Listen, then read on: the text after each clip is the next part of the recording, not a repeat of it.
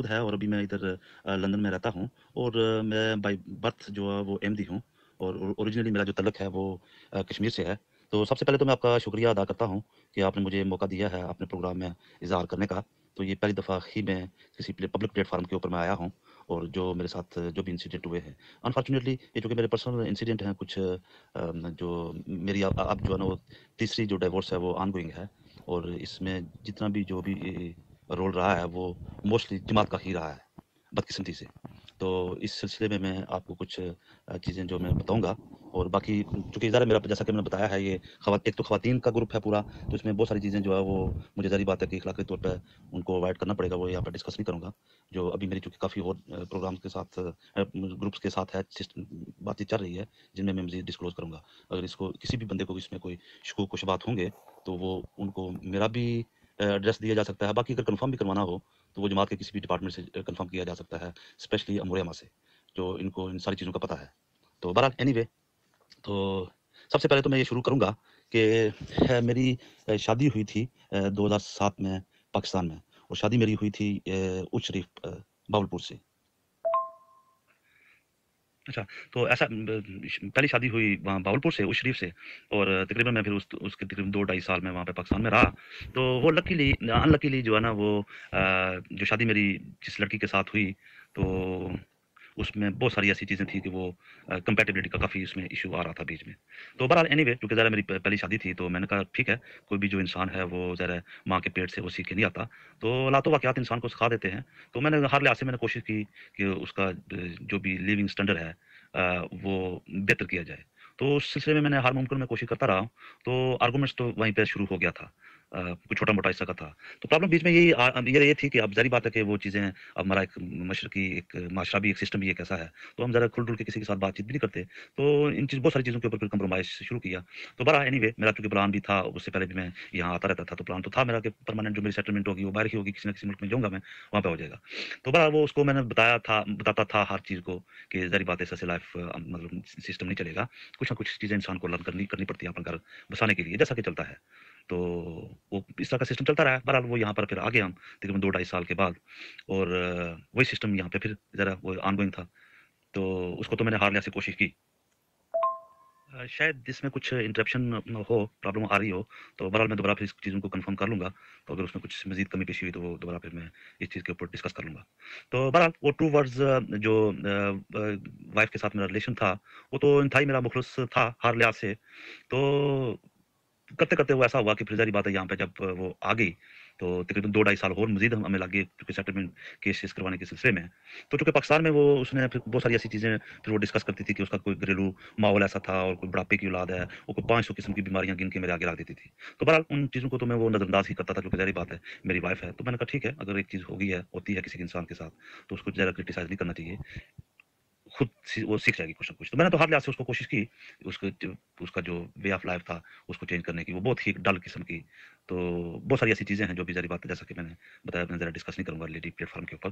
बहरहाल anyway sir वो आ गई यहाँ पर, तो वो उसने दरख़्वास्त दे दी यहाँ पर, ज़ाहिर बात है यहाँ पे चूँकि एक एनवायरनमेंट एक ऐसा क्रिएट किया गया है जो अब मुझे इन चीज़ों का पता चल रहा है, फ़ील हुआ है।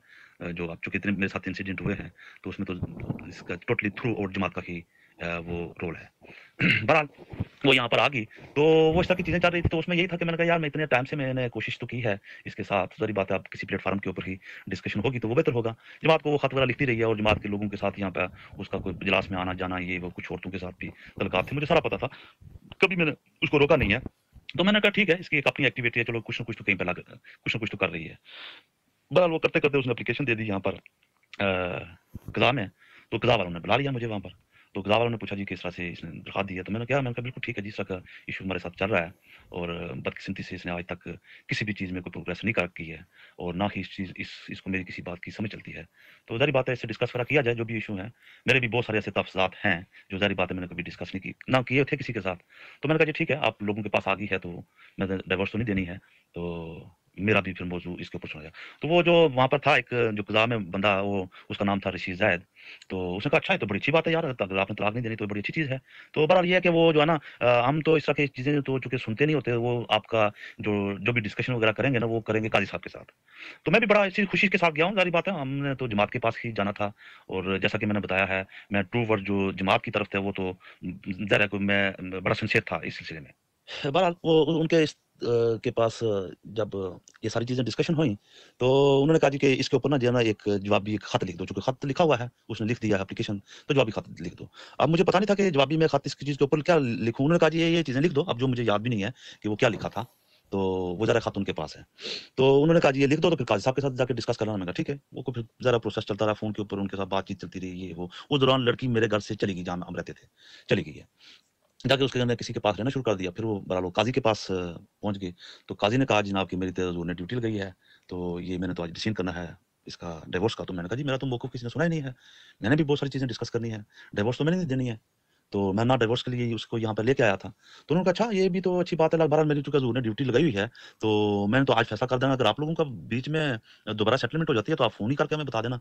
तो हम जो है ना आपकी दरख़्वास्त उसको जो फ़ाइल है उसको रोक लेंगे, तो डिवोर्स नहीं होगी। मैंने कहा जी ठीक है, क्योंकि लड़की आती-जाती रहती थी मेरे पास भी, फिर बातचीत भी चलती रहती थी। उसको मैंने बताया था कि हमारे जो भी इश्यू हैं हम बैठ के डिस्कस कर लेते हैं, चाहे वो जमात के पास ही डिस्कस कर लो या मेरे साथ जो भी इश्यू है वो मैं उसको स्ट्रेट वे डिस्कस करने के लिए तैयार हूँ।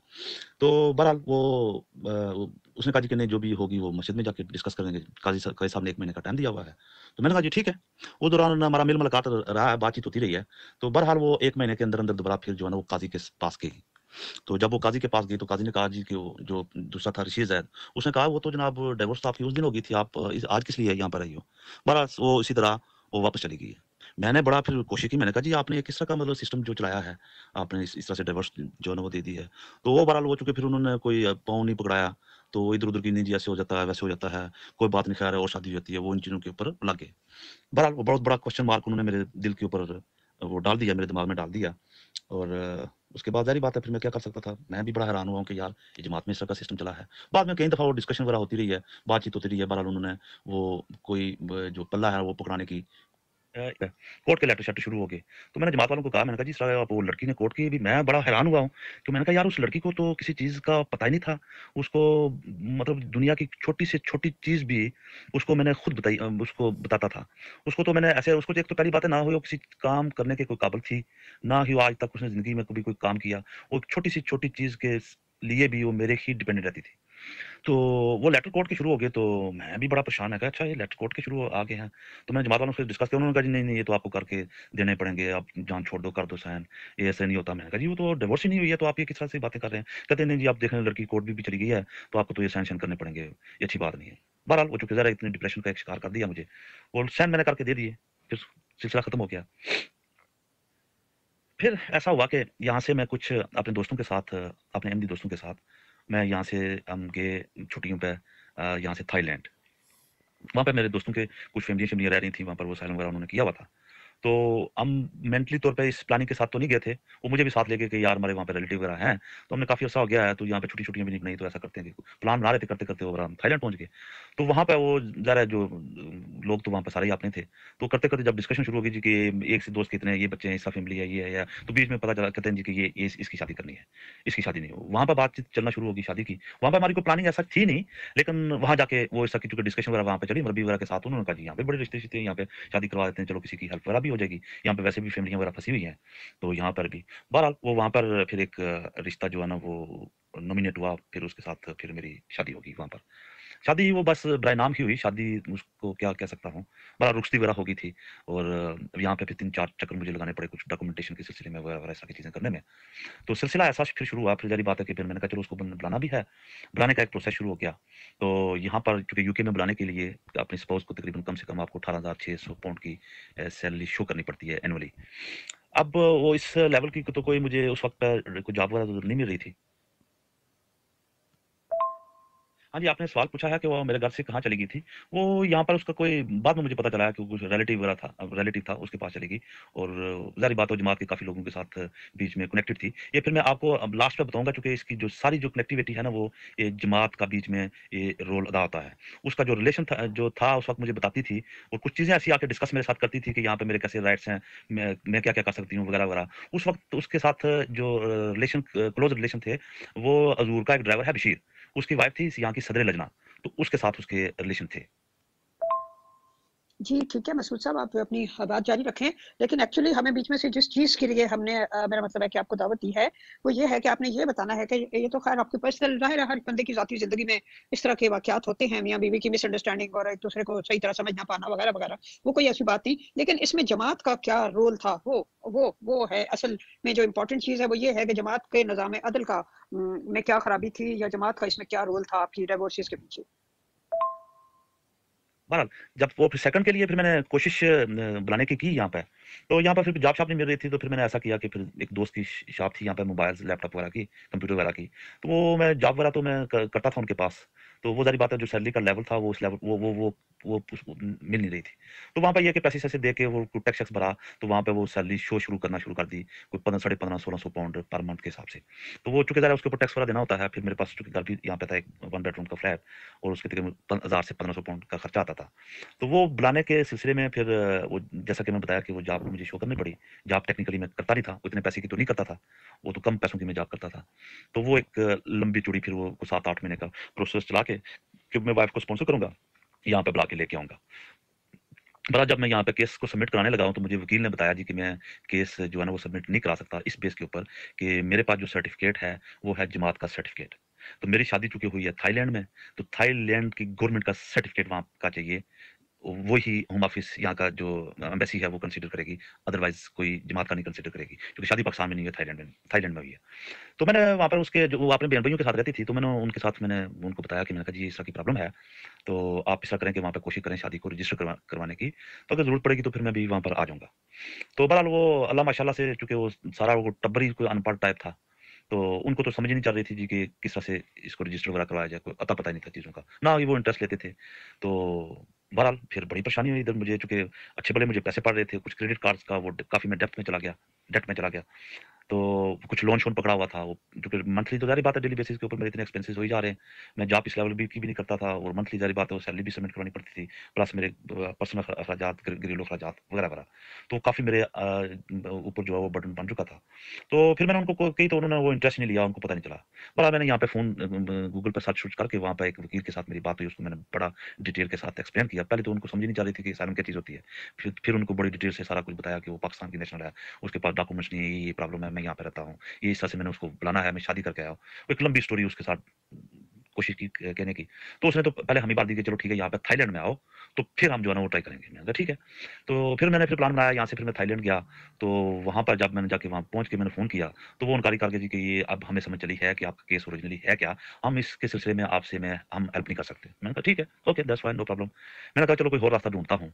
तो वहाँ पे गया, तो वहाँ पे फिर मैंने बड़ी कोशिश की, वहाँ गवर्नमेंट के डिफरेंट जो उनके डिपार्टमेंट वगैरह थे, रजिस्ट्रेशन के सिलसिले में, कुछ चर्चेज़ वगैरह काफ़ी जगहों के ऊपर। तो वो लड़की ने ना वहाँ पे वो मुझे शुरू होगी जी कि मुझे ज़ेवर लेके दो, ये कर दो। मैंने उसको बताया, मैंने कहा जिस काम के सिलसिले में मैं आया हूँ, तो इस चीज़ के ऊपर वो होना चाहिए बजाय ऐसी इन चीज़ों के ऊपर पढ़ने के। बहरहाल एनीवे वो एक डिफरेंट स्टोरी थी। तो बहरहाल मेरी शादी वहाँ पे रजिस्टर नहीं हुई, फिर उन्होंने चूँकि वो प्रेशर डालना शुरू कर दिया जी कि जल्दी बुलाओ, एजेंट के थ्रू बुलाओ, ऐसे बुलाओ, वैसे बुलाओ। मैंने उनको बड़ी कन्विंस कराने की कोशिश की। अब चूँकि वो सिनेरियो ऐसा बन जाता है कि वो बंदे के ऊपर ना वो वैसे भी एक तरह का प्रेशर बिल्ट अप हो जाता है बाय नेक। हाँ जी, थैंक यू वेरी मच। आपने क्लैरिफ़ाई कर दिया है कि जमात में का इसमें क्या रोल है। जमात का रोल यही मैं बीच में इसको मैं बताने की कोशिश करता हूँ कि जिस डगर के ऊपर जमात ने हमें खड़ा कर दिया है, ये बहुत ही एक खतरनाक है और बड़ा डेंजरस है। इस बहरहाल एनीवे, तो उसका फिर मैंने यहाँ पे ये किया कि फिर उसका केस मैंने सबमिट करवा दिया। तो वो ज़रा 8-10 हज़ार तकरीबन अप्रोक्सिमेटली पैसे लगते हैं और फिर उसके बाद मैंने वो कंटिन्यूअली वो जो भी इन बिटवीन जो मेरी शादी रही है, मैं वापस आ गया हूँ। तो उसको मैं पैसे से यहाँ से पकड़-पकड़ा के उधार पकड़े, जैसे भी पकड़े, वो उसको मैं वहाँ पे पैसे भेजता रहा हूँ। जो पर्सनल उसको मैंने पर्सनल तकरीबन कुछ 4000 पाउंड उसको पर्सनल सिर्फ़ उसके एक्सपेंसेस मैंने दिए। बाकी अखराजात वो अलग हैं। तो फिर मैंने यहाँ पे केस सबमिट कराया, तो वो रिजेक्ट हो गया इस बेस के ऊपर। तो मैं यहाँ पे हो गया बैंकक्रप्ट हो गया। उसने जो है ना, अब उसने अपॉर्चुनिटी ये कोशिश की, क्योंकि अब जमात का जो बीच में मेन रोल आता है ना, पहली बात है कि वो क्वेश्चन मार्क बहुत बड़ा उन्होंने जमात ने खड़ा किया मेरी पहली वाइफ के ऊपर, कि बजाय उससे क्वेश्चन पूछने के कि मसला असल में क्या है या मेरे साथ डिस्कस किया जाता, तो जमात ने वो डाइवोर्स कराई है, जो मेरे लिए अब एक्सेप्टेबल नहीं है।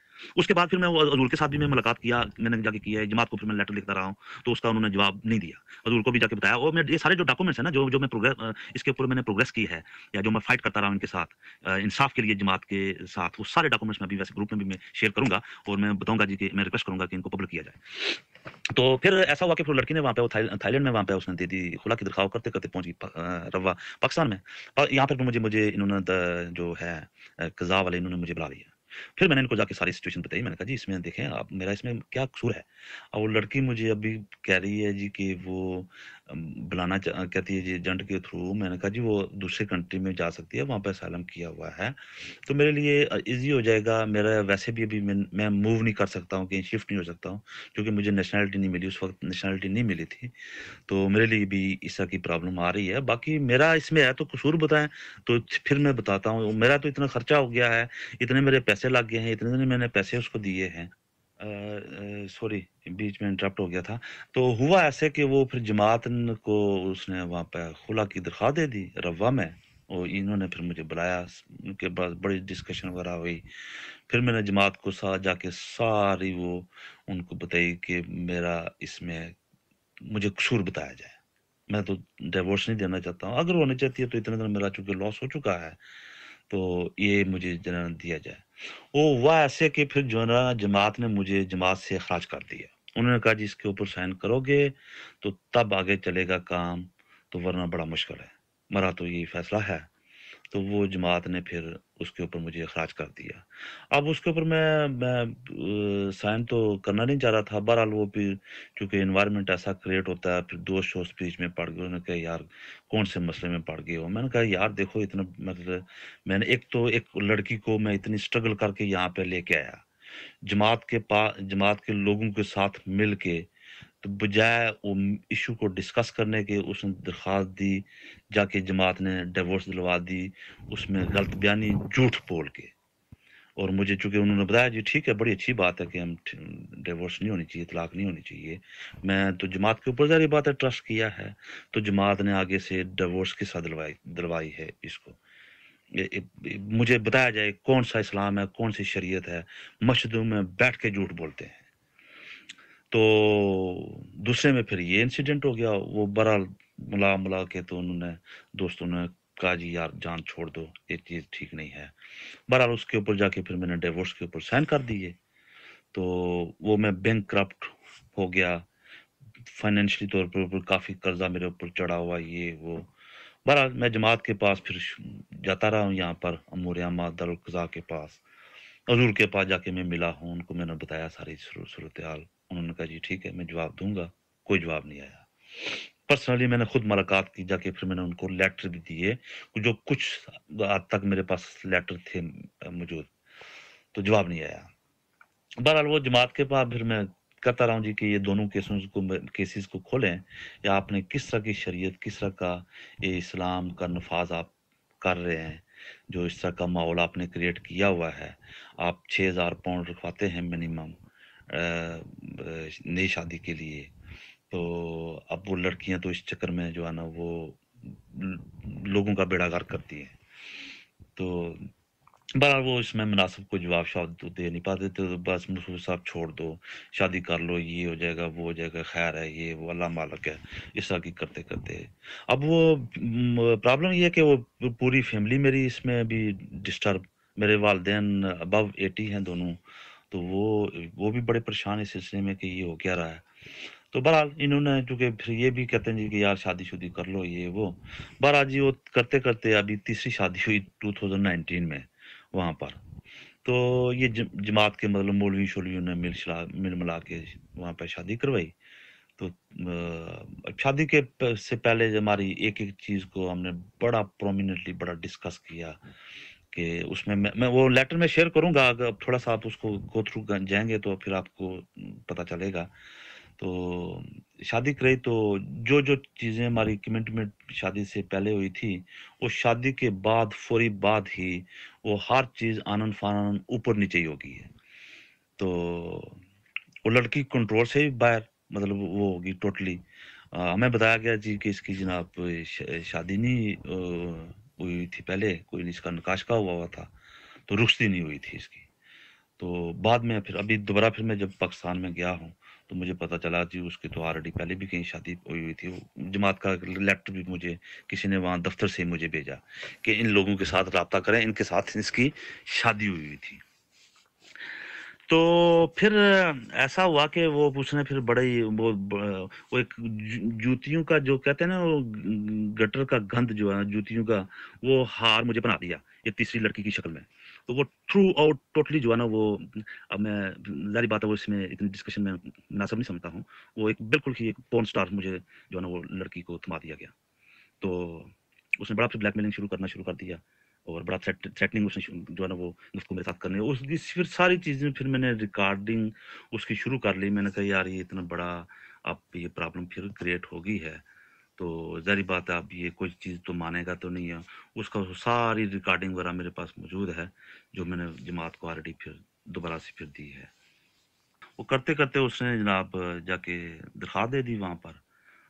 अच्छा चले ठीक है, मैं कोशिश करता हूँ कि मिनिमम जो है ना वो, तो वो लड़की चूँकि फिर मेरे घर में फिर रही नहीं है वहाँ पे कश्मीर में, हालाँकि शादी से पहले वो सारी जो हमारी बातचीत चली थी कि हम लड़की को अपनी मर्ज़ी से मतलब लेके जाएँगे। ज़ाहिर बात है, एक टेक्निकली एक टाइम लगता है यहाँ पर बनवाने के लिए, एक लीगल प्रोसेस होता है। तो इसके ऊपर भी फिर चूँकि वो 6000 पाउंड भी रखवाया हुआ था, तो यहाँ पे जब मैं गया हूँ, क्योंकि फिर 10 लोगों से फिर जाके डिफरेंट लोगों से जाके साइन करवाने पड़ते हैं, तो यहाँ पे मैंने डिस्कशन की। मैंने कहा जी, ये आपने चूँकि इतने पैसे रखवा देते हैं, बाद में बड़ी प्रॉब्लम हो जाती है। तो उन्होंने कहा जी नहीं, नहीं फिर इसके तो फिर आपकी शादी नहीं होगी, ये तो आप 6000 पाउंड रखेंगे तो फिर शादी होगी। तो बहरहाल वो इस तरह से करते-करते तो फॉर्म-शार्म फिल हुआ, सारी डिस्कशन वगैरह हमारी एक-एक चीज़ जाके वो लड़की वालों से क्लियर हुई, जो भी बंदे जमात के बीच में शामिल थे। तो उन्होंने कहा जी इसमें तो कोई ऐसा मसला नहीं है, लड़की बड़ी पाकीज़ा है, फलाना है, और जब मर्ज़ी आप लेके जाएँ, हमारा तो इसमें कोई इश्यू नहीं है। जब उसने खुला की दरख्वास्त दी तो मैंने जमात वालों को जाके सारा ये चीज़ें मैंने बताई। मैंने कहा जी ये चीज़ है, तो आप इसमें क्या, वो आगे से मुझे कहते हैं कोई बात नहीं जी, खैर अगर लड़की जो है ना वो अगर आपकी डिवोर्स हो जाएगी तो उसमें भी ये ऐसा है कि आपको जो है ना वो इंस्टॉलमेंट में हम पैसे वगैरह करवा के दे देंगे। मैंने कहा जी इंस्टॉलमेंट में, एक तो मतलब वो इतनी बड़ी बेहूदगी के साथ मेरे साथ वो उसने बात बात करती है, और बहुत सारी ऐसी चीज़ें हैं जो वो सारी वो गंद के ऊपर ही मुनहसर हैं। तो उनको मैंने जाके बताया ऐसा से, तो वो ऐसा हुआ कि फिर इनको फिर मैंने ईमेलें लिखी, फिर इनके सारे फिर जितने भी पुराने सारे लेटर-शेटर थे वो फिर मैंने जमात को मैंने लिखे। मैंने बताया जी, मैंने कहा जी इस हद से आपने मुझे डैमेज किया है मुख्तलिफ तरीकों से। तो मुख्तलिफ तरीकों से चूँकि वो फिर ब्लैकमेल करवाया जाता है। फिर वो लड़की जो है ना वो अपना इन्फ्लुएंस बड़ा शो करती थी जमात के कुछ लोगों के साथ। जो ये निदा ने बीच में जिन लोगों का ज़िक्र किया हुआ है, ये तकरीबन मैं जमात को अभी मैं वो भी ईमेल वगैरह शेयर करूँगा। एक अक्टूबर-नवंबर की बात है, तो फिर मैंने ये जमात को फिर मेरी इनके साथ ईमेलिंग का फिर सिलसिला शुरू हो गया। तो मैंने इनको बताया जी कि मुझे तो आप ये लिख के दे दें। जो भी उसने जो दरख़्वास्त लिखी थी एप्लीकेशन की, उसमें उसमें लिखा है जी कि ये मेरे पास सामान है, जो सोना-शोना दिया हुआ था, तो ये मेरे पास है, तो मुझे बराए मेहरबानी जो है ना अभी जो हक महर वाले जो पैसे हैं, तो वो जो है ना वो आप दिलवाए जाएँ। तो मैंने इसके साथ रहना नहीं, बड़ी फिर उन्होंने फिर शरारतें रखना शुरू कर दी, फिर लोग यहाँ पे भी जो है शुरू कर दिए मेरे पास। एक एक तरीका का इसका इन्होंने जो है ना वो ब्लैकमेलिंग करवाते हैं लड़कियों के थ्रू।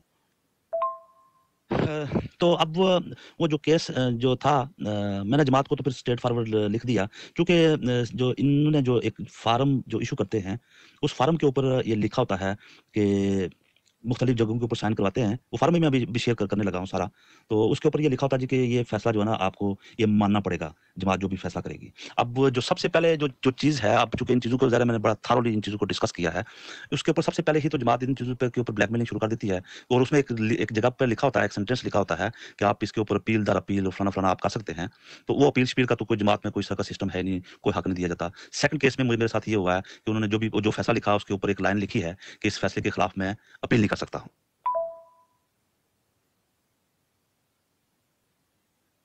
मसला मसला प्रॉब्लम ये है कि जमात जो है वो उसके अंदर कोई इंसाफ का कोई निज़ाम है ही नहीं है। चूँकि एक ये बड़ी लंबी डिटेल्स हैं मेरे पास, चूँकि वो इतना मुझे इन्होंने मेंटली तौर के ऊपर और हर लिहाज से इन्होंने मुझे बड़ा सख्त डैमेज किया है, फाइनेंशियली, स्पिरिचुअली, हर लिहाज से। तो ज़ाहिर बात है वो बहुत सारी चीज़ों में ऐसा कि कंसिस्टेंसी भी नहीं है।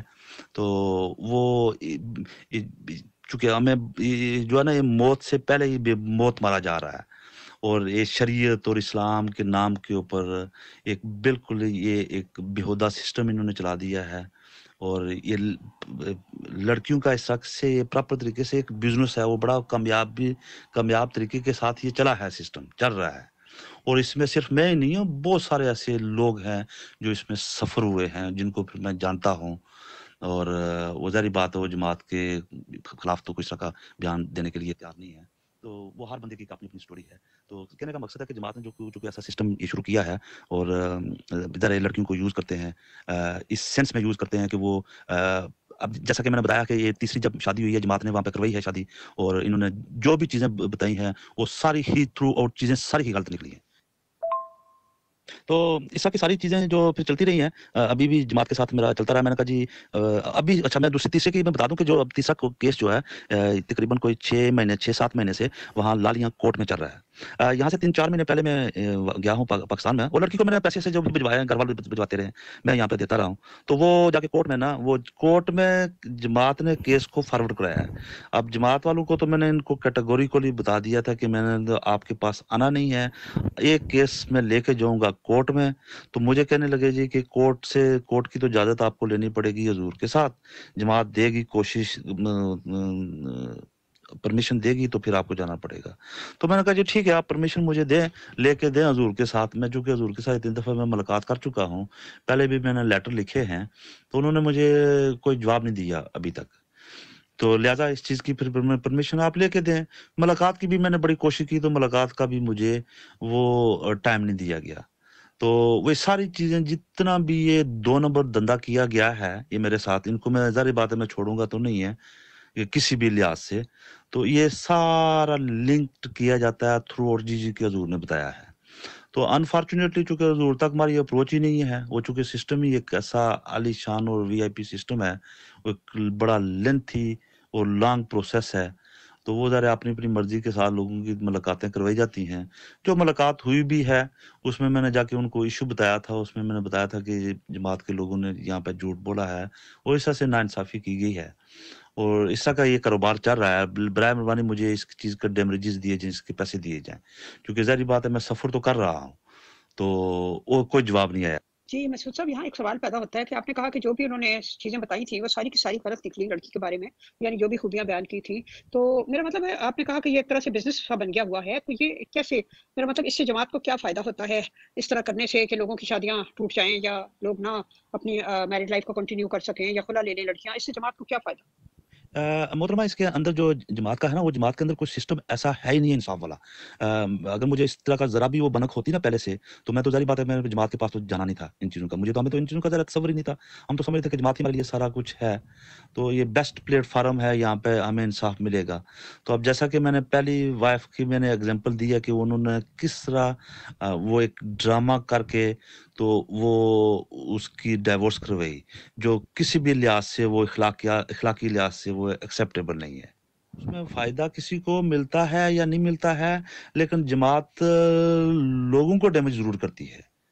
और मुझे तो बड़ा बुरे तरीके से इन्होंने डैमेज किया है। इस तरह से जैसे मैंने बताया है, बहुत सारी इस तरह की एग्ज़ाम्पल हैं। मेरे कुछ दोस्त हैं जानने वाले, ये जो मैंने बिज़नेस का बताया है, अगर इन चीज़ों को बड़ा डिटेल के साथ अगर देखा जाए या जिन लोगों के साथ कोई इंसिडेंट हुआ है, तो वो आपको वो बेहतर इन चीज़ों को बता सकते हैं। जहाँ तक ये इसकी जो ब्लैकमेलिंग है ना, जमात ने एक ट्रेंड ही एक ऐसा बना दिया है। अब जैसा कि अब रवा में बड़ी ईज़िली आपकी शादियाँ-शुदियाँ करवा देते हैं। आपको कोई पता नहीं चलता इसकी कितनी शादियाँ हुई हैं, क्या-क्या इसके ताल्लुकात हैं, किधर-किधर हैं, कोई समझ नहीं चलती है। ये इस तरह की मेरे पास बहुत सारी एग्जांपल्स हैं भी हैं और मेरे साथ ये खुद ये इंसिडेंट हुआ है। अब चूँकि ज़ाहिर बात है जब मैं मीडिया के ऊपर चीज़ें लेके आऊँगा, तो फिर इन चीज़ों का पता चलेगा क्योंकि जमात तो फिर हमारी बातों को सुनती ही नहीं है। वो तो चूँकि एक पैसे का एक उन्होंने सिस्टम ही एक ऐसा चला दिया है कि वो तो सिचुएशन देख के तो वो बंदे को सिर्फ़ डाज़ी लगाते हैं। इसके अलावा तो उसके पास कोई इंसाफ़ के नाम की तो दूर-दूर तक चीज़ नहीं है। तीसरा केस फिर चूँकि जमात को पता चल गया है, तो जमात ने फिर ऐसा किया मैंने जमात वालों को फिर यही कहा जी कि हमारी चूँकि हर चीज़ को एक-एक चीज़ को हमने क्लियर किया था। वो सारे मेरे पास एविडेंस हैं, उनका प्रूफ़ बताया जा सकता है, वो जो बीच में मौलवी शामिल थे, उनको वो भी बुलाए जा सकते हैं। तो वो फिर जैसा हुआ कि वो लड़की को ना उन्होंने जमात ने एक एप्लीकेशन लिख के दे दी कि ये हमारे साथ कोई तामन-शामन नहीं करता, ये ब्ला, ब्ला, ब्ला जो भी है। एक लंबी-चौड़ी एक दास्तान उनको सुना के दे दी। तो वो लड़की जनाब फिर कोर्ट में चली गई, कोर्ट में जाके उसने केस कर दिया, मेरे खिलाफ किया केस। तो वो केस भी अभी मैं शेयर करूँगा, वो थ्रू आउट सारा कुछ ही झूठ है, उसमें एक-एक लफ्ज़ झूठ है। तो हमें पता ही नहीं था कि इस तरह का कोई केस चल रहा है, तो मैं अभी पाकिस्तान गया हूँ 3-4 महीने पहले नवंबर में मैं पाकिस्तान में गया हूँ। तो वहाँ पर जाके पता चला मैंने कहा जाके मैं उसकी फैमिली वगैरह के साथ डिस्कस वगैरह करूँगा कि ये इस तरह की सिचुएशन बड़ी क्रिएट हुई है और ये इस तरह के ये मेरे साथ बातें करती है जो थ्रू आउट सारी पूरी ये वल्गैरिटी के ऊपर मबनी है, बेहयाई, बेशर्मी और बेगैरती के ऊपर। तो वहाँ पर जाके पता चला कि कोर्ट का केस लगा हुआ है। तो जब फिर वो बड़ी मुश्किल से जाके पता चला कि कहाँ पे लगा हुआ लालिया में लगा हुआ था कोर्ट में। तो वहाँ से जाके कुछ डॉक्यूमेंट्स वगैरह का पता चला फिर वहाँ लास्ट मोमेंट के ऊपर 1 दिसंबर को लास्ट मेरे खिलाफ वो वहाँ पे एक डिक्री इश्यू हो जानी थी जो फर्स्ट तो जमात में मैं रवा में भी मैं राब्ता करता रहा हूँ। तो उनको मैं बताऊँ कहते जी जो भी चीज़ है वो लिख के हमें भिजवा दें। शुरू में तो बात ही नहीं सुनते थे। तो फिर मैं इनको फिर मैं कंटिन्यूअसली ईमेलें करता रहा हूँ। तो यहाँ पे फिर मुझे कहते हैं जी वो पता ही नहीं है, वो चुप हो गई है, फैमिली लड़की की ये, तो वो कोई पता नहीं है। तो इन्होंने यहाँ से यूके से लिख के दिया वहाँ पे मरकज़ में फिर लड़की को लिख के दिया। फिर जब मैं भी कोर्ट में पेश हुआ हूँ तो फिर वहाँ पे जाके ये फंडा फूला कि जमात ने वो लड़की ने जाके वो लेटर दिया जज को कि इस तरह से हमने कोशिश की है जमात में सेटलमेंट करने की, जो नहीं हुई है तब मैं कोर्ट में आई हूँ। फिलहाल वो वहाँ पर केस लगा हुआ है तो वो अभी भी केस ऑनगोइंग है, चल रहा है वहाँ पर। तो जज ने फिर वहाँ पे मैंने जज साहब को बताया, मैंने कहा जज साहब ये मसला है कि मैं तो हर लिहाज से इसको फँसाना चाह रहा था। तो जज ने वो लंबी-चौड़ी चार्जशीट बताई कि पैसे नहीं भेजते हो, इसके साथ कोई गाली-गलौज करते हो और इसको जल्दी-जल्दी लेके नहीं जाते हो। फिर मैंने जज साहब को बताया, मैंने कहा जी जो भी इसकी एलिगेशन है, ये थ्रू आउट झूठ के ऊपर मबनी है। इसके ऊपर एक भी ये प्रूफ नहीं साबित जज ने वहाँ पे लड़की को कहा कि भाई जी ये बड़े ज़ाहिर एक शादी का तुमने कॉन्ट्रैक्ट किया है किसी के साथ, तो अगर तुम्हारे पास कोई एविडेंस है तो लेके आओ, मैं इसको पनिशमेंट करूँगा। ये ज़रा आज अदालत में पेश हुआ है, तो दो। ज़ाहिर बात है वो फिर दे नहीं सकता। तो फिर हमारा जस्टिस सिस्टम का ज़रा आपको भी पता है कि वो एक ज़रा स्लो मोशन वहाँ पे सिस्टम चलता है। तो अब वो चल रहा है, उसको तो मैं फाइट करूँगा और मैंने वहाँ पे उसको पैसे दिए हैं जो बैंक में ट्रांसफ़र करता रहा हूँ। अब मुझे पता चला है कि वो उनसे भी इनकारी कर गई है। जो ज़ेवरात लेके गई है, जमात को उसने लेटर लिखा था तो कि मेरे पास ये ज़ेवर मौजूद हैं, तो कोर्ट में दाग के क्या की है जी कि मेरे पास ज़ेवरात भी मौजूद नहीं है। वो सारी चीज़ें इन चीज़ों के उसकी रीज़न ये है मोहतरमा कि अब वहाँ पे शादी तो बड़ा ईज़िली हो जाती है। इतने पाउंड उनको पता है कि हमने 2-4 महीने बाद इनको ब्लैकमेल करना शुरू कर देना है। तो जमात ने ज़ाहिर बात है हमारा साथ देना है। और बहुत सारे लोगों के साथ इस तरह हुआ है जो जमात ने डज़ पहुँचाई है उनको और बहुत सारे लोगों को मैं जानता हूँ जो अभी तक यहाँ पे बैतुल फतूल लंदन में जो रवा की लड़कियों ने या जो भी वहाँ पे मोस्टली ये जो गंद है ये रवा से निकलता है मोस्टली। बहुत सारे लोगों को मैं जानता हूँ जो अभी तक यहाँ पे बैतुल फतूल लंदन में जो रवा की लड़कियों ने या जो भी वहाँ पे मोस्टली ये जो गंद है ये रवा से निकलता है मोस्टली। जो इस तरह से ब्लैकमेलिंग करना शुरू कर देती हैं। बहुत सारे मैं ऐसे लड़कों को जानता हूँ जिनकी थाईलैंड में शादी हुई है, मलेशिया में हुई है, पाकिस्तान में हुई है, श्रीलंका में हुई है। वो 2-4 महीने के बाद उन्होंने रोलर पर डाल देते हैं और यहाँ पे वो फिर लड़कों को फिर पैसे दिलवाना शुरू कर देते हैं इंस्टॉलमेंट में 100 पाउंड 200 पाउंड महीने के जाके देते हैं। हम पैसे से जो है ना वो हम कोशिश करेंगे जो है ना वो हम देंगे या जिनसे लिए उन्होंने कहा जी हम नहीं देंगे, मुझे हमें पता है कि फाइनेंशियल। मैंने कहा यार बात पैसे की नहीं है, बात है इंसाफ की। हम लोगों में जाके तबलीग करते थे। ज़ाहिर बात है, जैसे मैंने बताया कि मैं बड़ा एक एक्टिव मेंबर था और ज़रा मेरा पैशन था कि हमारी जमात ही सब कुछ है और हम खलीफा के कदम ब कदम चलेंगे। अपनी जैसा वो हमारा ओथ है कि जान, माल, इज़्ज़त सारी जो है ना वो दाव दाव पे लगाएँगे। कहने का इसमें ये चीज़ है कि ये जो जमात ने अब चूँकि सिस्टम बना दिया है, अब जो डाइवोर्स जो जमात ने क करवाती है वो वन साइडेड। ये दुनिया में तो कहीं भी इसकी कहीं पे आपको एग्ज़ाम्पल नहीं मिलेगी। जो ये पैसे ये दुनिया में तो कहीं भी इसकी कहीं पे आपको एग्ज़ाम्पल नहीं मिलेगी। जो ये पैसे रखवा के पैसे मिनिमम ये रखवाते हैं 6000 पाउंड और फिर पता है उसमें जो डिवोर्स के लिए वो कहते हैं जी कि ऊपर 2-3 हज़ार रुपया दे दो, वो को मैं 10-15 पाउंड ही बनते हैं टोटल। तो उसमें जो है ना वो डिवोर्स जना करवा के भेज देते हैं, तो वो लोगों को फिर डिवोर्स करवा के वो कहते हैं जी कि फिर इतने-इतने पैसे जो है ना वो इंस्टॉलमेंट में देना शुरू कर दो। ये मुकम्मल तौर के ऊपर ये एक कारोबार है, ये बिज़नेस है। ज़ाहिर बात है कि वो एक जो ये रखवाए गए हैं पौंड, तो अब मेरे तकरीबन 12 साल हो गए हैं इस कंट्री में और जब से मैं आया हूँ, तो मैं वो किसी भी लिहाज से वो ठीक नहीं हो पाया हूँ। मुझे इतना इन्होंने प्रेशर लाया, जो इतना ब्लैकमेल किया है, इतना डैमेज किया है, अब ज़ाहिर बात है वो मैं टॉप टू नेक हो गया हूँ। तो मैं इनके खिलाफ वो केस तो मैं करूँगा। मैं कब मेरे वकीलों के साथ बातचीत हो रही है। तो ये जो चीज़ें हैं, जो डिवोर्स वाला जो स्पेशली मामला है, ये तो अगर जमात ये इन चीज़ों में इंसाफ नहीं दे सकती तो ये चीज़ें सारी इन्होंने हाइड की हुई हैं। किसी एक चीज़ को भी इन्होंने प्रोमिनेंट रखा ही नहीं है। वो जहाँ-जहाँ जिसका दाँव लगता है उसके लगा के तो आगे निकल जाते हैं। इस चीज़ को सीधा जो है ना वो जो मेरी डिमांड है, एक तो मेरी ज़ाहिर बात है मैं इसके ऊपर डैमेजेस में डालूँगा। मुझे मसख़ किया गया।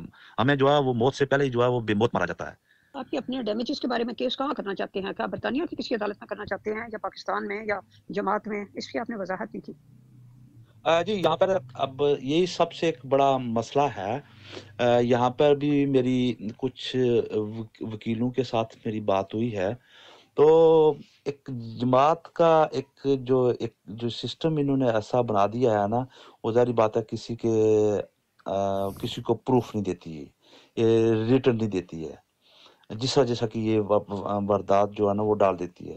तो मैंने जैसे मैं वकीलों के साथ बात हुई है तो उन्होंने कहा कि यार ये आपकी जो जमात है, इनने जो जो यहाँ पे जो एक सॉलिसिटर्स जो वकला की जो टीमें रखी हैं, बड़े एक्सपेंसिव और बड़े हाई लेवल के लोगों को इन्होंने रखा होता है। तो उसमें मोस्ट प्रोबेबली चूँकि आपकी जो भी कमिटमेंट हुई थी पहले जिस चीज़ की शादी के साथ, तो वो ज़ाहिर-सी बात है उन्होंने कहना है जी कि ये आपका इंटरनल मामला है, तो आपकी जो कम्युनिटी है, उसने तो आपको कोई प्रूफ़ दिया है। जितनी भी ये चीज़ें चलती हैं तो ज़ाहिर-सी बात है वर्बली लोगों के साथ ये डील की जाती है। जैसा कि पहली जब उसने दरख्वास्त दी थी, तो उन्होंने कहा जी ठीक है, इस ऐसे से हम डिवोर्स वगैरह नहीं होगी, आप ये चीज़ें बना के दे दें। तो ये ज़ाहिर बात है हमारे हाथ में तो कोई चीज़ है नहीं, देती नहीं है, है नहीं है। अब जैसा मैंने इनको जमात को ये भी लिखा है कि जो भी मेरी कॉरेस्पॉन्डिंग हुई है आपके साथ, लेटर दिए गए हैं, तो वो मुझे लेटर दिए जाएँ। वो लेटर के कहते हैं जी कि हम लेटर नहीं आपको दें। वकीलों ने कहा था जी कि ये फिर ज़ाहिर बात है ये जो आपकी जमात है, ये लड़कियों को ही आपके अगेंस्ट यहाँ पे खड़ा करवा देंगी।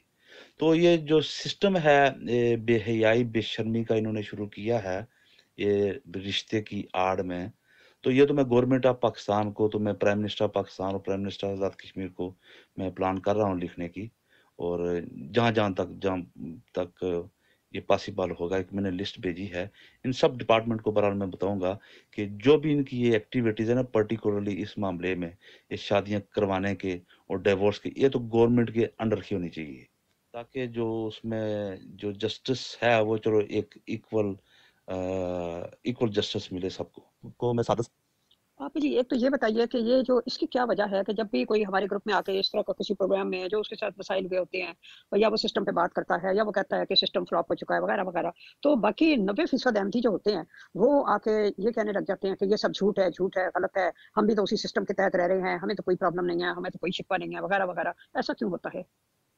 जी, मैं ऐसे लोगों से मैं बड़ा अच्छे तरीके से मैं बात करना मैं अपने आप को मैं सादत समझूँगा कि ऐसे लोग अगर कोई बात करना चाहते हैं, मेरी बड़ी यहाँ पर लंबी-चौड़ी आर्गुमेंट होती रही है, ये अमूर-ए-अमा वालों के साथ। मैंने उनको पूछा है कि मैंने कौन-सा ऐसा बेहुदा और बेगैरत और बेशर्म और बेहया सिस्टम आप लोगों ने शुरू कर दिया है। लो जो इस तरह से लोगों की इंडिविजुअलियाँ लोगों की ज़िंदगी को तबाह किया जाता है। मुझे बताया जाए कि कौन-सी शरीयत है, ये कौन-सा इस्लाम है, ये कौन-सा मज़हब दुनिया में आज 21st सेंचुरी में ऐसी तालीम तालीम देता है।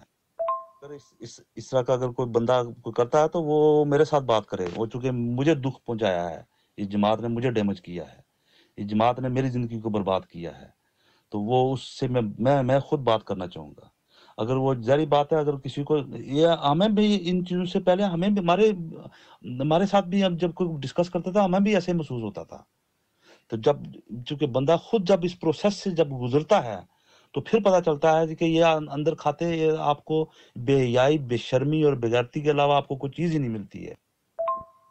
हम वो लोग थे जो जमात के लिए तन, मन, धन से जमात का जो है ना वो इमेज जो है ना वो बहाल करने के लिए लगे हुए थे। या अब बहुत सारी ऐसी चीज़ें हैं, ज़रा ये एक लंबी डिबेट है, तो मुझे तो समझ में ज़रा एक जज़्बात से ज़रा बंदा वो कंट्रोल से बाहर आ जाता है। तो बहुत सारी ऐसी चीज़ें हैं, ये जो सिस्टम इन्होंने शुरू किया है, ये तो बिल्कुल ही एक्सेप्टेबल ही नहीं है। ये बलातो वाक़यात दुनिया के चेंज होते हैं और उसकी डायमेंशन चेंज होती है, उसके हिसाब से ही चीज़ों को अमेंडमेंट करना चाहिए था। तो जैसा कि मैंने बताया है, ये एक ट्रेंड बन चुका है, ये एक फैशन बना है। इसके अंदर मैं सफ़र किया है। मैं रात को पूरी-पूरी रात को सोता नहीं हूँ जब ये जमात इतने बड़े-बड़े ये इंसिडेंट आ जाती है। मैं ट्रू वर्ड जमात की तरफ मैं इतना लायल होता था और मैं लिटरली मैं आपको बताऊँ, मैं रा जब मुझे कई सालों से ये बात है कि मैं रात को नींद नहीं आती तो मैं उठ के देखता हूँ। मैं फाइलें खोल के देखता हूँ कि यार मैंने कहीं पोर्न इंडस्ट्री का कोई कॉन्ट्रैक्ट तो नहीं साइन किया हुआ। मैंने कहीं पोर्न इंडस्ट्री का कोई कॉन्ट्रैक्ट तो नहीं साइन किया हुआ या एक जमात का कॉन्ट्रैक्ट साइन किया हुआ है।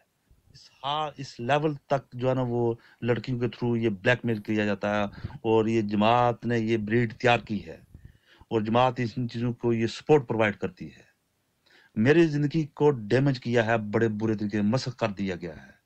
मेरी ज़िंदगी का कौन जवाब देगा? इन्होंने मस्जिदों में बैठ के झूठ बोला है। इस चीज़ का कौन ज़िम्मेदार है? मैं किसके पास जाऊँ? मैं खलीफा वक़्त के पास गया हूँ।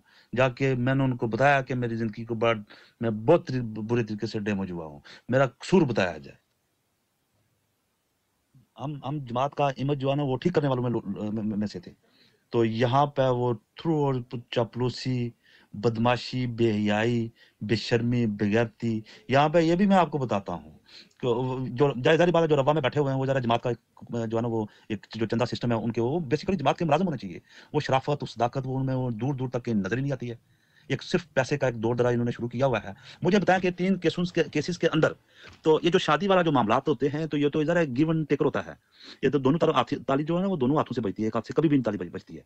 तो मुझे तो एक खोटे पैसे का भी इसमें कोई इसमें किसी भी लिहाज से वो फ़ायदा नहीं पहुँचा है। मैंने सैक्रिफ़ाई किया है। मैंने हर लिहाज से मैंने नेक नीति के साथ, ईमानदारी के साथ, सिंसेरिटी के साथ, अनफॉर्चुनेटली चूँकि मेरे साथ ही ये अब इंसिडेंट हुए हैं। अब मैं बाज़ का इन चीज़ों को मैं सोचता हूँ, ज़ाहिर-सी बात है कि मेरा पर्सनल, लेकिन चूँकि इसमें जो मेन जो रोल है वो बीच में जमात का है। जमात ने उस जो पहली लड़की की, वो मुझे बाद में पता चला जी को किसी की जो है ना वो किसी को एमडी करके या किसी इस तरह की करवा के उसको शादी करवा के करके दे दी है। इस तरह की करवा के उसको शादी करवा के करके दे दी है। कैसे शादी हुई? अनफॉर्चुनेटली चूँकि मैं सोचता हूँ कि इसमें जो मेन जो है ना वो किसी को एमडी करके या किसी इस तरह की करवा के उसको शादी करवा के करके दे दी है। कैसे शादी हुई है? उसका बैकग्राउंड को चेक किया है कि उसके पीछे मैंने कितनी सैक्रिफाइस किया है। उसको मैंने बच्चों की तरह मैंने उसको पाला, उसको दुनिया की एक-एक चीज़ उसको मैंने बताई है। उसने फिर बताया मेरे वालिदैन बूढ़े थे, मैं बुढ़ापे की औलाद हूँ, मुझे वो एक रोना-धोना जो एक सिस्टम है, तो वो उसने डाला हुआ था। तो मैंने कहा ठीक है यार, वक़्त के साथ-साथ चीज़ें चेंज हो जाएँगी, हालातों का क्या ठीक हो जाएँगे। वो जमात के पास गए, बजाय जमात में कुछ सुलह करवाने के, वो उल्टी आगे जो है ना वो एक डायरेक्शन को जो चीज़ें निकाल के दे दी। अस्सलाम वालेकुम मसूद साहब, मैं भी आपकी बातें सुन रही हूँ। बिल्कुल ये हकीकत है और ये इलाही जमात के पीछे ये इसी तरह के काम करते हैं। ये हकीकत जौन-सी है मेरे ऊपर भी आई थी। ये पोर्न स्टार जौन-से है ना, यहाँ पे अपने लोगों को दिखाने के लिए एमटीए का डिश लगाएँगे अपने घर के ऊपर और घर के अंदर जौन-से हैं इतने बड़े-बड़े ये केबल्स के या रॉजर्स के या जौन-सी पोर्न के जितने भी वो होते हैं ना बॉक्सेस, वॉच करने के लिए डिजिटल बॉक्सेस वो रखे होते हैं घरों के अंदर, और फिर वो कन्विंस करते हैं। अगर आदमी है तो वो हस्बैंड है तो वो वाइफ को कन्विंस करेगा, और अगर वाइफ है तो वो हस्बैंड को कन्विंस करेगी कि हमने तो इसी तरह जिंदगी गुजारनी है। तो वो जो जो मुखलिसी से जमात का काम कर रहे होते हैं, तो उनको वो परेशान हो जाते हैं कि हम तो आए थे इलाही जमात और खिलाफत और अल्लाह और रसूल को पढ़ते हुए, और यहाँ पर एंड अप हम क्या करें, हम तो इस चीज़ में फेल हैं कि हम ये पोर्न इंडस्ट्री यहाँ पर खुली हुई है, इसके साथ हम कैसे वो कंप्रोमाइज़ कर सकते हैं। तो ये एक बहुत बड़ा घिनौना मेंटली टॉर्चर्ड करने वाला ये एक फेल है, जिसमें ये हर जमात का ओहदेदार मुलव्वस है, और वो यही चाहता है कि इसी तरह काम चले और ना हजूर को पता चले, और हमारे लिए भी खुशी के मौके घर में फराहम हो, और छत के ऊपर लगा हुआ डिश एंटीना इस बात की गवाही देता है कि हम एमटीए वॉच कर रहे हैं। यहाँ पे ना वो ज़रा लोगों के साथ डिस्कशन वगैरह होती रहती थी कि कैसे हो गया यार ये वो। तो ये जो रशीद ज़ैद का मैंने ज़िक्र किया, यहाँ पे कज़ा का बंदा बैठा हुआ था, तो मैंने कहा यार सच बात वालों ने ये चीज़ें कर दी हैं। मैंने कहा जी सर क्या केस? तो कहता है जी किसके पास केस गया? मैंने कहा रशीद ज़ैद के पास। कहता है यार रशीद ज़ैद का मैं उसको पिछले 30-40 साल से जानता हूँ, वो स्पेन में था। उसकी पूरी फैमिली का कैरेक्टर ही खराब है। तो तुम उसके पास गए क्यों हो? वो कराची का बंदा था जो एमडी जो मेरे पास आया, जिसने आके उसने रशीद ज़ैद का बताया कि पूरी की पूरी फैमिली ही करप्ट है उसके पास। मैं ये आपसे पूछना चाह रही हूँ कि लोग जमात के थ्रू रिश्ते करते क्यों हैं? मतलब जमात से क्यों कहते हैं हमें रिश्ते ढूँढ के दे? अपने रिश्तेदारों वगैरह में या जो भी अपने करीबी अजीज़ होते हैं, देखे भाले होते हैं, जी, असीम मलिक साहिबा वो आप जिस भी एमडी से पूछेंगे ना, अब जैसा कि मैंने बताया मैं मूसी था, और मैं तो जमात के लिए लिटरली मैं आपको बताता हूँ कि मैं तो बड़ी तबलीगें-शबलीगें करता, जाके लोगों को बताता कि यार मैं तो मेरा खलीफा वक़्त मुझे कहेगा कि समुद्र में भाई छलांग लगाओ, मैंने कहा मैं पीछे मुड़ के नहीं देखना। हमारे लिए तो जमात बहुत ही ज़्यादा अज़ीज़ थी, कुछ टाइम तक। बहुत ज़्यादा अज़ीज़ थी। तो हम तो प्रेफ़रेंस करते हैं यार जो भी जमात की तरफ से सिस्टम चलेगा तो उसको ही मानेंगे। और जो भी मैंने खामोशी मैंने बड़ी अच्छे बड़े वो पोलाइटली और बड़े अच्छे कोशिश की कि जमात का जो सिस्टम है, जो दरान हैं, उनके साथ बड़े इख़लास, प्यार से, इताअत के दायरे में रह के जब मैं देखता हूँ इंटरनली इनकी सूरत-ए-हाल यहाँ पर, वो एक डिफरेंट सब्जेक्ट है, वो भी डिस्कस करूँगा मैं बहरहाल। तो वो बिल्कुल बंदा शशदर रह जाता है जब मैं सोचता हूँ अकेला बैठ के। बहरहाल, और ये आपने बिल्कुल ठीक कहा। मैं खुद यहाँ के जमात के आला ओहदों पर फाइज थी। कोई आप नाम लें ओहदे का, और मैं जिसमें नहीं थी। इसीलिए मैं कह रही हूँ कि मैंने जब स्टडी की, बुक्स की, मैं प्रीचिंग करती थी, बुक स्टॉल चलाती थी, Sunday school, summer school, Ayesha academy, और पता नहीं इशाअत का काम, हर ओहदा मेरे पे जाकर मैंने काम किया कि कहीं पर भी मुझे सिंसियर काम करने वाले मिल जाएं, और कहीं पर भी कोई बाइखलाक और अच्छे लोग मिल जाएं, कहीं पर भी नहीं मुझे मिले। हर जगह पर फ्रॉड, धोखेबाजी और बददियानती और ये पोर्न इंडस्ट्री जगह जगह पर खुली हुई नजर आई। जिस ऑफिस में जाओ वहां पर यही कहते थे कि उधर नहीं जाना, वहां पर जो ओहदेदार है ना वो गलत किस्म के हैं, हमेशा अपने साथ किसी को लेके जाओ, क्योंकि वहां पर वो सारे मशहूर है यहाँ पर के खुदाम ऑफिस, बैत मरियम, इंसार ऑफिस और बैतुल इस्लाम मॉस्क, एमटी ऑफिस, नाम लें ऑफिसेज के, हर ऑफिसेज में ताहिर हाल, और जहां पर भी साफ वो कहते थे कि यहाँ पर आप लोगों ने नहीं जाना, ये इतने बदनाम जमाना, ये ऑफिसेज हैं, यहाँ पर आप नहीं जा सकते। कनाडा में रहते हुए मुझे इन चीजों का सामना करना पड़ा, और ऐसी ऐसी लड़कियां आके मुझे अपनी दास्तानें सुनाती रहीं जो वहां पर रेप भी हुई हैं और उनके साथ बहुत बहुत बुरे सलूक हुए हैं, लेकिन इन्होंने उनको दबा दिया। कि जी, मैं आपसे भी और ग्रुप के दूसरे मेंबर्स से भी मैं रिक्वेस्ट करूँगा कि मेरी ज़रा स्टोरी इतनी स्कैटर्ड है, इतनी बिखरी हुई है, और मैं भी उसमें प्रॉपर मैं अपने पता नहीं मैं अपने दर्द तकलीफ़ का मैं इज़हार कर सका हूँ या नहीं कर सका हूँ। ये रातों को मैं उठ-उठ के ये मैं लेटर लिखता होता था, ये जमात को मैं ईमेल करता होता था, सारी-सारी रात में बैठ के। तो शायद आपको थोड़ा-सा इस चीज़ में भी आइडिया मिलेगा कि मैं किस प्रॉब्लम और किस तकलीफ़ से मैं गुज़रा हूँ, और इस जमात के लिए हम सब कुछ कुर्बान करने के लिए तैयार थे। और मुझे तो मैं कहता हूँ कि मैं खुदा ताला को हाज़िर नाज़िर जान के कहता हूँ कि मुझे अगर 0.01% भी इसमें कोई भी बंदा, मुझे एक भी बंदा आके थोड़ा सहारा देने की कोशिश करता ना, तो सिर्फ़ वर्बली कर देता। तो अगर मोरली ना करता, टेक्निकली ना करता, फाइनेंशियली ना करता, तो मुझे भी थोड़ा भी सहारा होता कि यार वाक़ई कुछ ना कुछ जो है ना वो इंसाफ़ की है उम्मीद। उस सिस्टम ने इतना द्रम-ब्रम कर दिया है, इतना बर्बाद कर दिया है कि वो ज़रा कुछ समझ ही नहीं चल रही है कि क्या हो रहा है। मैंने बड़ी-बड़ी कुर्बानियाँ दी हैं। मैंने जैसा कि मैंने पहली वाइफ़ को वो समझने को उसमें मुर्दा जिस्म के अंदर मैंने जान डाली है। दुनिया में कोई भी बंदा ऐसा ना होता जो इस तरह से काम करता। जब जमात के पास गई है, बजाय उन्होंने किसी चीज़ के ऊपर डिस्कशन करने की या कोई चीज़ बताने की, वो अंदर ही खाता काम चलाते हैं। कोई समझ नहीं है, उसने क्या दिया होगा, इसने क्या दिया होगा, उसको लिखा, उसको वो कार्रवाई का पता ही नहीं चलता। हजूर को खत लिखा है, यहाँ पे मैं इनको ईमेल करता हूँ, सबको मैं ईमेल करता हूँ, बीच में सीसी रखता हूँ। अच्छा हमें तो की नहीं है, हमें तो मिली नहीं है, वो मुझे नहीं की थी, वो आपने उसको की हुई थी। मैंने कहा मैंने सबको उसमें एड्रेस किया है। तो वो आज तक किसी चीज में उन्होंने मुझे पॉजिटिवली रिप्लाई नहीं किया। एक बात जोन सी ये सही आपकी एक बात जोन सी ये सही है, और जो इंसान और जो अकल और शऊर रखते हैं ना, वो इसीलिए इन्हीं चीज़ों से तंग आके इस जमात और इस सिस्टम को छोड़ रहे हैं। और ये इलाही जमात के जोन से ये नाम लेते हैं ना, तो इनके पीछे कोई इलाही काम नहीं कर रहा। यहाँ पर कोई खुदाई खलीफा नहीं है, ये सिर्फ पैसे इकट्ठे कर रहे हैं, चंदे का धंधा है, और कोई इंसानियत नहीं है, कोई किसी किस्म का रूल रेगुलेशन नहीं है। जंगलों वाली जिंदगी गुजार रहे हैं लोग। औरतें हैं, अगर वो सिंसियर हैं तो उनको आदमी इतने घटिया किस्म के मिले हैं कि जिस तरह आप अपनी वाइफ्स के बारे में बता रहे हैं कि वो किस किस किस्म की उन्होंने आपने हरकतें वो कर रहे थे। दूसरी तरफ अगर मैं हूं तो मैं कहूँ बताऊंगी आपको कि मैंने किस खतरनाक मतलब के आदमियों से या हस्बैंड से गुजारा किया। तो इस चीज से जोन सी है ना, कहीं पर भी ये सारा का सारा जोन सा है ना, जमात का एक सिस्टम है जिसने लोगों को ऐसे क्रिएट किया हुआ है कि सिर्फ मेंटली तौर पर उन्होंने जकड़ के रखा हुआ है, जिनको सोच जिनके दरमियान में डेवलप नहीं होते, जिनके दिमाग जोन से है ना, दोनों कानों के दरमियान की जो जगह है खाली है, जो एक कान से सुनते हैं दूसरे कान से निकाल देते हैं, और सिर्फ जोन से खलीफा खुदा बनाता है उस पर अमल करते हैं। ये ये मैं लास्ट के ऊपर ना, मैं एक जो निदा ने एक शेयर किया था किसी की कोई सेइंग पोइट थी कि nobody has the rights to जज you because nobody has been through what you have been through. they might have the they might have heard the stories but they didn't feel the pain in your heart। तो वो pen मुझे ही मिली है, और pen जिन जिनको मिली है ना, तो ये उन्हीं से फिर पता किया जा सकता है।